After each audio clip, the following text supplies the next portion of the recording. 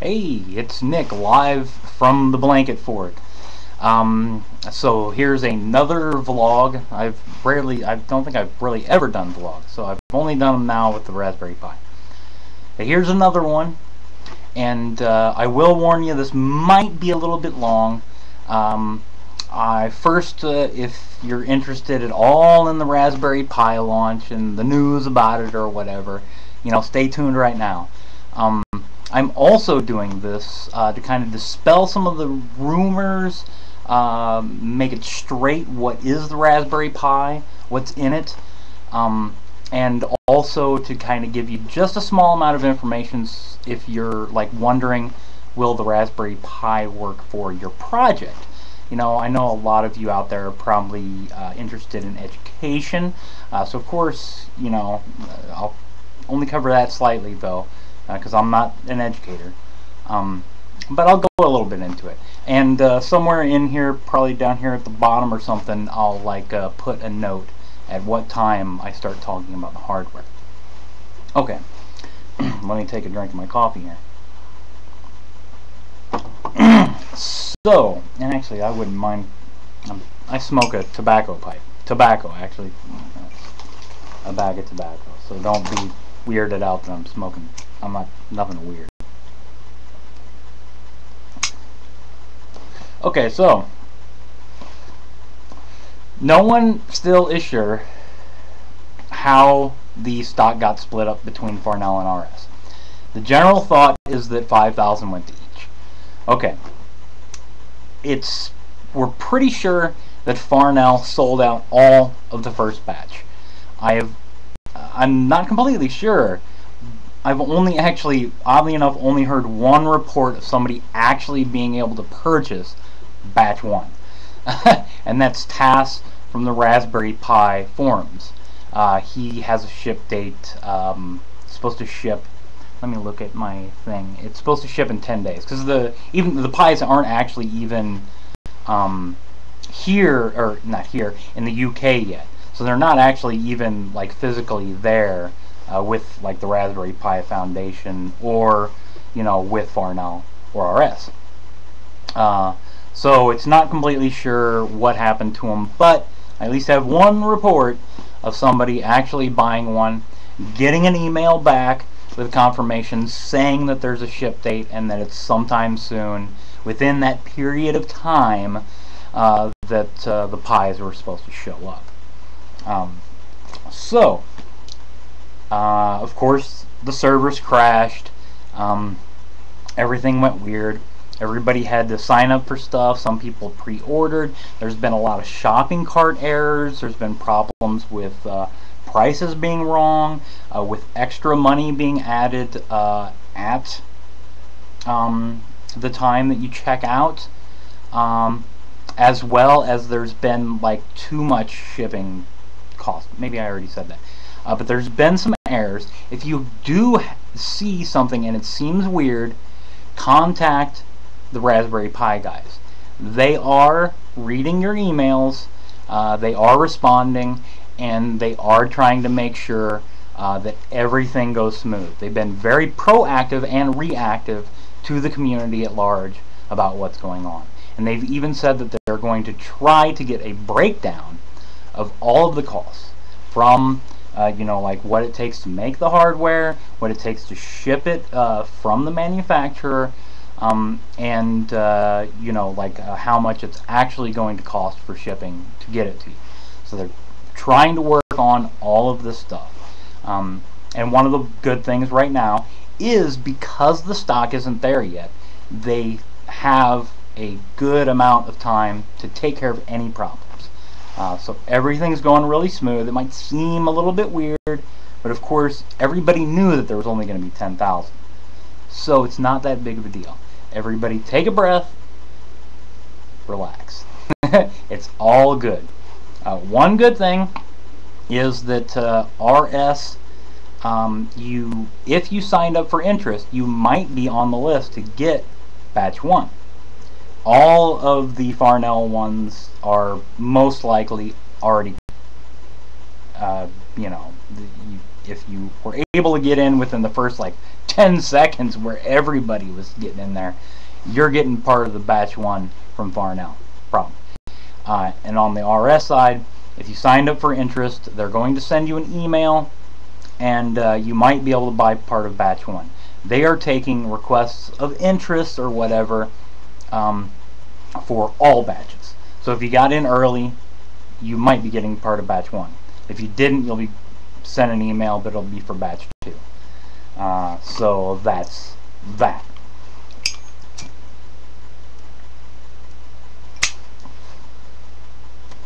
And one of the bad things is you can't actually know if you're in batch 1 or batch 2 with RS. So whatever.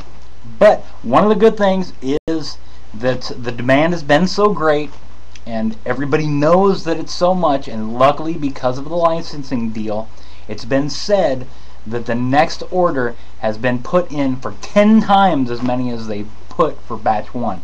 So I'm guessing, you know, that was just a comment to something by one of the Raspberry Pi Foundation guys in, like, you know, somebody put a comment to something they posted on their site, which is up.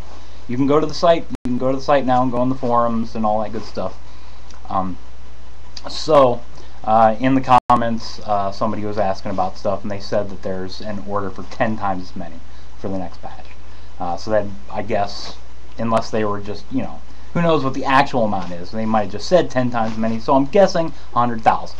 So there should be enough for everybody. So everything's going smooth, I guess. Everything's going to be really great with all that. And one report of somebody who's actually gotten batch 1. Of course, I'm sure more reports will come up as time goes by, and everybody starts to connect. Certainly now that the Raspberry Pi website is back up, I'm sure everybody's going to start coming together and talking about how they've gotten one or not gotten one and all that kind of good stuff. Now, I know a lot of people are mad about the situation. I gotta say I'm not, because I'm not surprised. I'm not surprised in the least.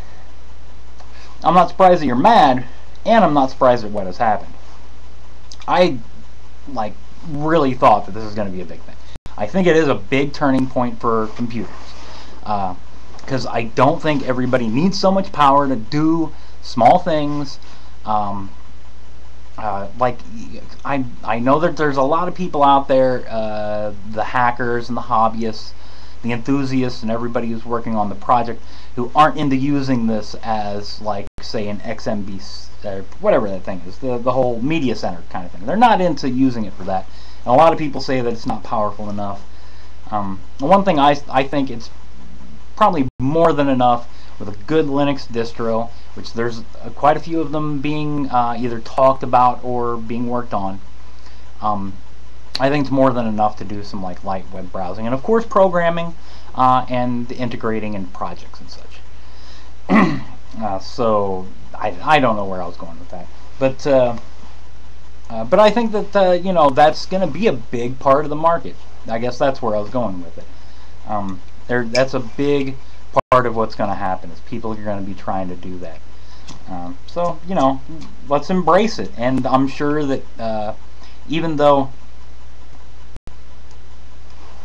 there are limits, I do think that with time, the hardware and the drivers, and, well, the drivers for the hardware are going to be worked on enough to it'll be able to do that, I think. Now, I mean, there was tons of people. I think I guess this will go ahead and be the section where I start talking about the hardware. I believe it's been said that the computing power of it is equal to about a 300 megahertz Pentium 2. There's been tons of people back whenever there was 300 megahertz Pentium 2s that had media centers and such, certainly on Linux. So I think it's capable of it. So I guess here's where I'm talking more about the hardware and if it fits in with your project and such. Okay, number one, the Raspberry Pi, and I have a page over here of a couple of notes, so I might, but only like the general stuff. Um, the CPU is a 700 megahertz ARM processor. What is it? It's an ARM 11 processor. And the GPU is, I always forget that one, definitely. What is it? It's, sheesh, where the hell is that damn thing? It's a Video Core 4. And it's capable of 3D stuff, and it's capable of 1080p content, which pretty much everybody knows about. There's been some demos like Quake 3 and stuff where it's only doing like 15 frames a second. I think that'll probably get better. But I mean, really, how many people are trying to play Quake 3 on the damn thing? And I'll have to say that demo that they showed, they turned everything up to max. Even back in the day, like actually Quake 3 is one of the few first-person shooters that I ever got into for a little bit. I never turned everything up all the way. I didn't have the greatest graphics card though. So let's see, 256 megabytes of memory in the Model A and B. So if anybody out there didn't know that already, the Model A has been upgraded to the 256. And the reason why, I think, is because that memory is actually shared with the GPU. So you don't actually have, the system doesn't have access to all 256. But I have read that that is configurable all the way down to 32 megabytes for the GPU to leave all the rest for the CPU or for the system.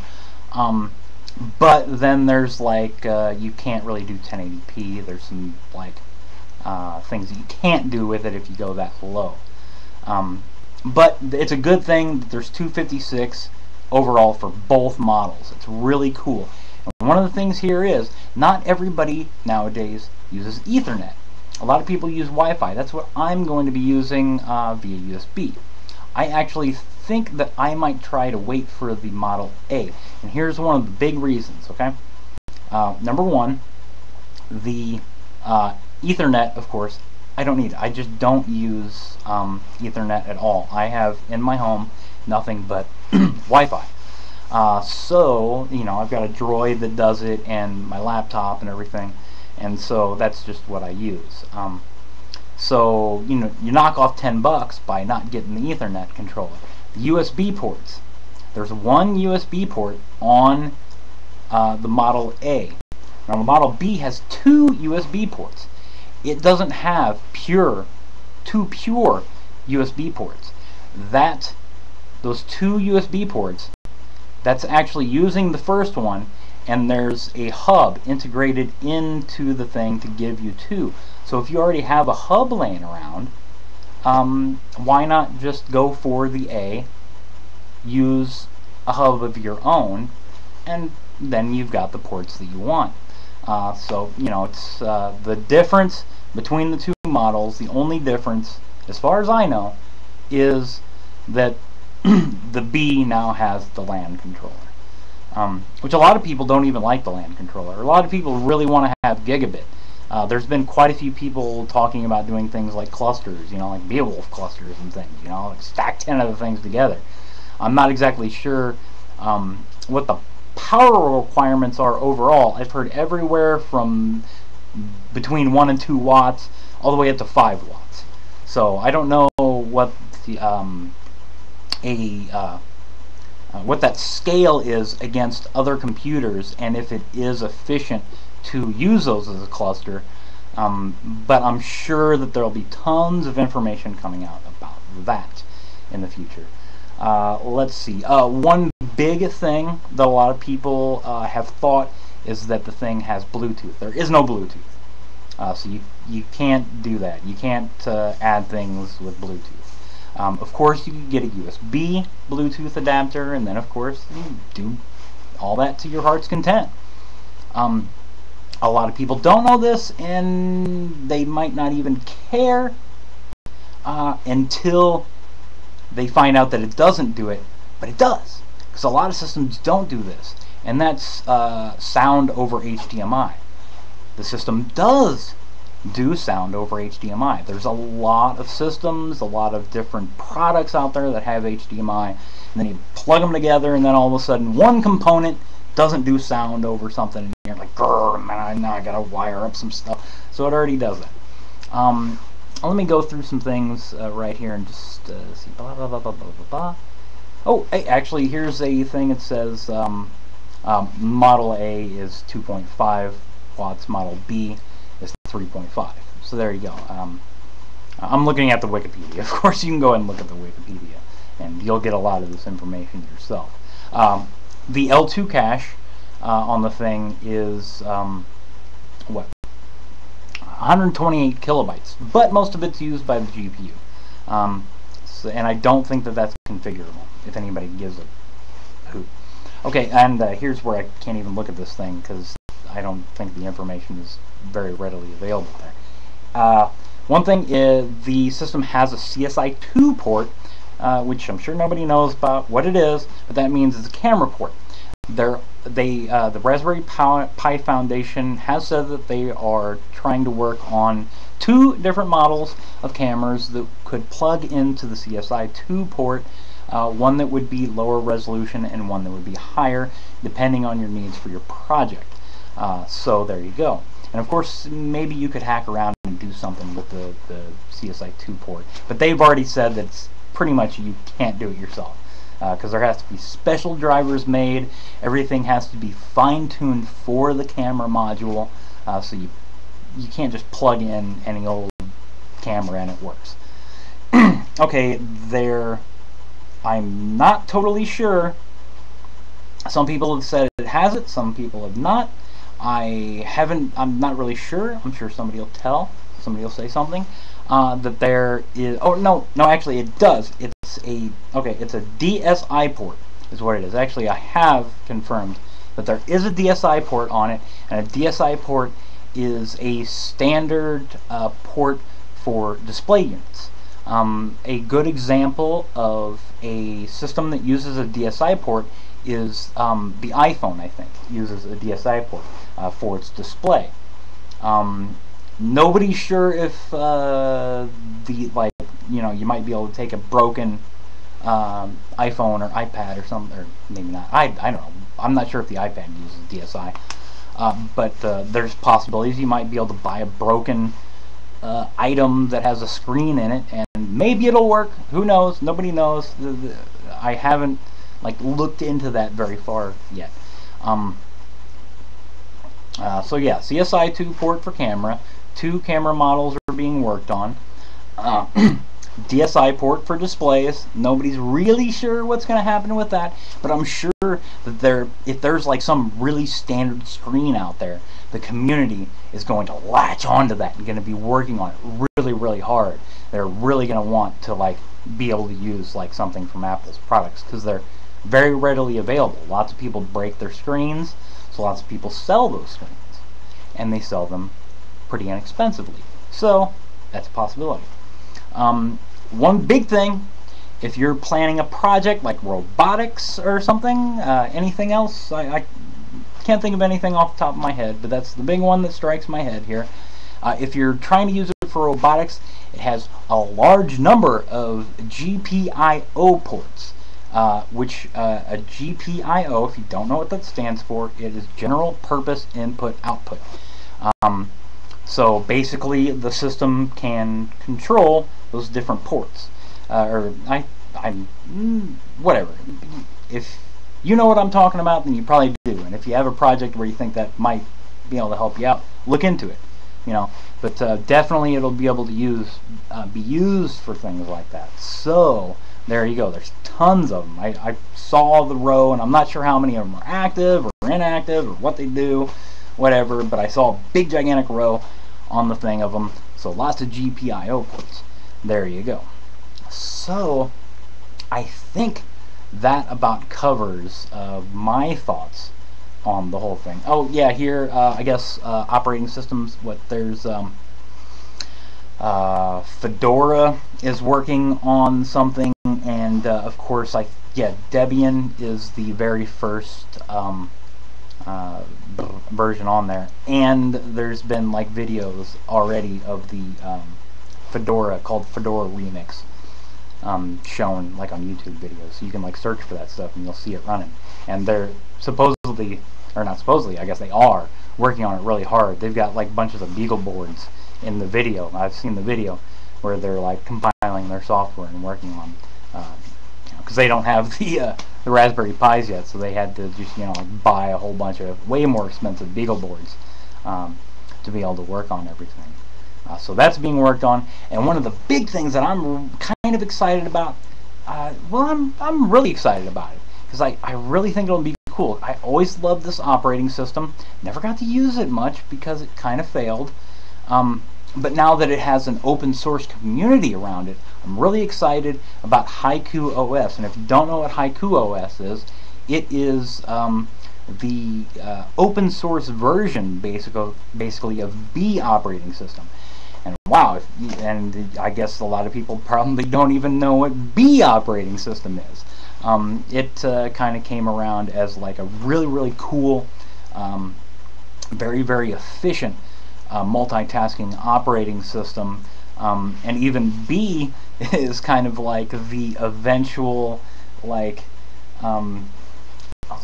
child of Amiga's operating system. So if anybody, and a lot of people might not even know what the Amiga is, like back whenever computers were pretty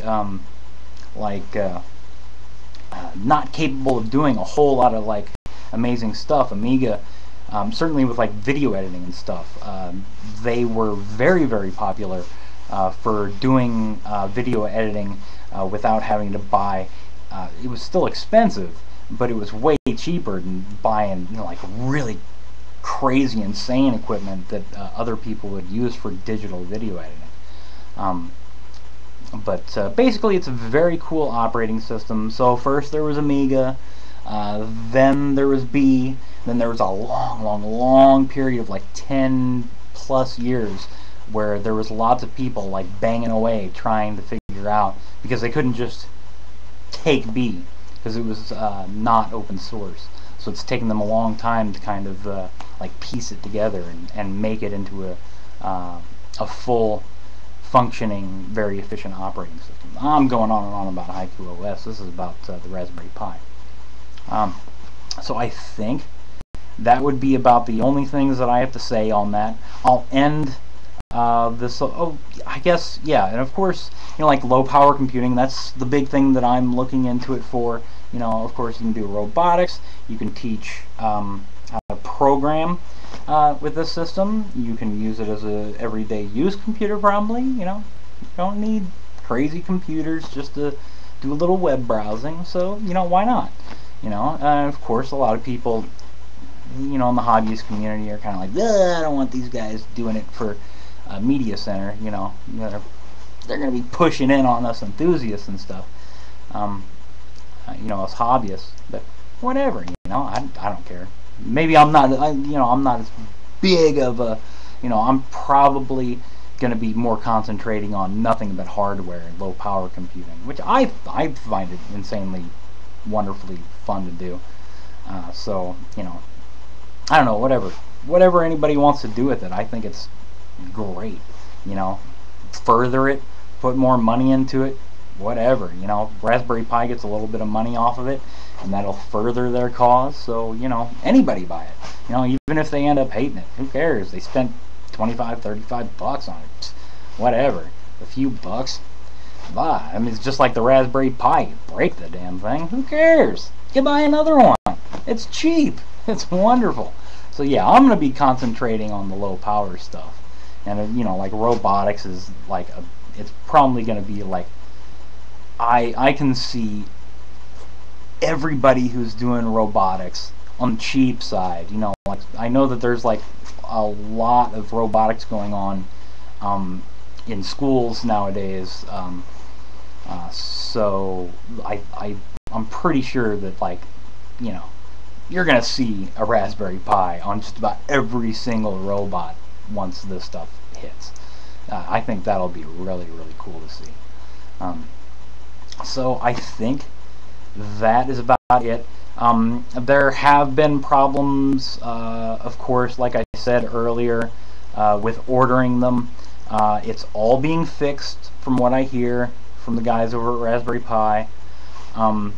So don't worry about that. If you're trying to pre-order one and for some reason, like the price is way too high, there's some weirdness whenever you try to check out, whatever, or if it like says that you have to be a business to order, make sure to tell the Raspberry Pi guys, and they're working with a lot of guys, and it's like slowly happening. They already know about a lot of these problems. They've already talked to Farnell and RS about these problems, and everybody's working on fixing those things.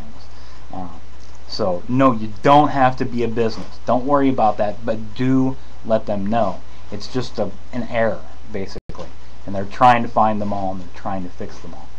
But like I said earlier, there's still quite a number of days before even the batch 1 gets shipped to people who ordered them. So in the meantime, if you're having a problem, let them know. It'll all be good. So I think that's about it, guys. Oh, one big one at the end. No, you can't run Windows on it. Oh gosh, I think that was a big one. Once it hit the news, and everybody started hitting the site, there was a lot of people that were, they heard Media Center PC, and all of a sudden they were like, "Oh, can I put Windows on it?" No, no Windows. Oh, and one last thing on memory. I've heard from a few people, no, you can't just boot from a USB stick. It has to start from an SD, I guess. And one big thing that I've heard, there have been many reports of 32 gigabyte cards being able to work on it, but it seems like that list is small. Even 16 gigabyte cards that work on the Raspberry Pi, it's a small list. But basically, if you're at 8 gigabytes or below on an SD card that you put into it, it'll probably work. So that's one big thing that I heard. I'll just scroll down through here and see what I see, and maybe we... Oh, and the chips by Broadcom. Big ups to those guys. Even over at Raspberry Pi works for them, so I guess he's the one that kind of facilitated the relationship with Broadcom. So that's really cool from those guys. So I think that about covers it. If you have a question for me, I'm not a big expert at the whole thing. Oh, I might as well just say what ports are on the darn thing. There's HDMI. There's Ethernet on the B, not on the A. One USB on the A model. 2 on the B. Let's see, there's a sound port. There's old school RCA video output, so if you just have an old school TV, you can still use the thing. Let me look. Of course, like I said, there's a CSI2 port. There's a bunch of general purpose input-output ports. At the SD card slot, of course. I just said that a second ago. And I think that's about it. Yeah. Oh, and low-level peripherals. Right here it says there's 8 general purpose input-output. So there you go. And a lot of this stuff you can see on the Wikipedia page. And a lot of people, if they're like really wanting to get hardcore and find out about the thing, the board diagram, like the official big one that shows you everything, it's not out yet. What the Raspberry Pi guys have said is that not all the hardware is like etched in stone yet. But that should be happening very soon. And very soon they'll be getting those things out to everybody. But if you're just concerned about the chip, what is that chip? It's the Broadcom's BCM2835. That's the CPU with the GPU. It's basically like a computer on a chip. If you're interested in that, there are data sheets out there that explain how everything works on the chip, and you know, like all the input outputs and all that kind of stuff. So if you're looking for info on that, that's available out there if you search a little bit. And if a couple of people like ask me about it, I'll hunt down that link and like put it in like, notes or something like that. But yeah, that should be about it. Yeah, video, low level, network.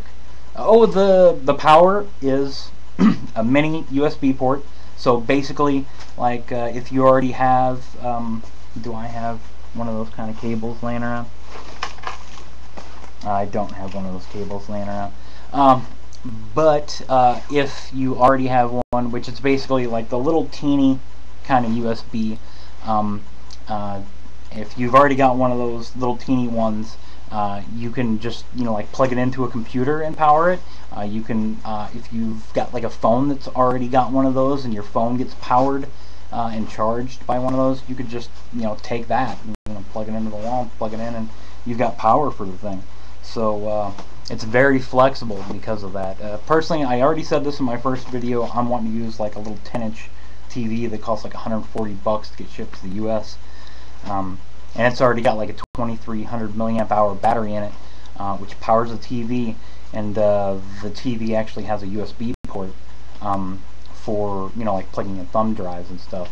So I'll just run a cable from that to the computer, to the Raspberry Pi, and then power it from there, and then, you know, an HDMI port over for the video. And I'm not sure if the TV supports sound over HDMI, but if it doesn't, I'll just get it 1/8 from the thing to the thing. And if anybody's interested in that screen, I did a little post on the Raspberry Pi forums about it. But if you're interested in a pretty cheap, small HD TV that has HDMI, I think the resolution of it's 1024 by 600. So that's a pretty decent resolution for a very small screen. And it supports 1080p or whatever. Now, I found it because personally I'm a cinematographer. Sorry about the video quality. I'm using the webcam. It's really quick. I'm using like the built-in YouTube, you can instantly record thing. Like one of my cameras is the GH1. I could have used it, but it's just quicker to do the thing with the webcam. But the reason why I know about the 10-inch one is for a long time everybody in the community of cinematographers has been looking for a screen that's cheap enough, has just enough resolution, and you can still use it to focus with whenever you're doing your video stuff. Nobody cares what that means, I'm sure, but basically you can pull your focus with it, so you don't care what that means. But basically it's enough for us, and it's pretty cheap, so, you know, and it's small. You could probably find cheaper ones, but it's probably not going to have a battery. The screen has like 12-volt DC input. It's portable and stuff. You know, like I'm sure you can find a cheaper set, but it's going to be like at least 15-16 inches, which might be too big if you're like, you know, wanting to move it around and stuff. Because I want to do it for low power stuff and hook up like solar cells. But I've been going on for far too long. I might do another one of these on the Raspberry Pi. Probably not. I think the news from me is over. You know, I was kind of interested in the launch. I might do sort of like little videos about what I'm doing with the Raspberry Pi once I get one, and once I do solar stuff, but it'll be more about the project and less about the Raspberry Pi. So unless something big happens, this'll probably be it. But who knows? Maybe some cool stuff will happen, some more juicy gossip and stuff. So bye for now. You've been watching for probably way longer than you wanted to if you're here now. And I need to stop talking anyway and get another cup of coffee. So, in the words of one of my favorite YouTube musical artists, the ukulele, push the button.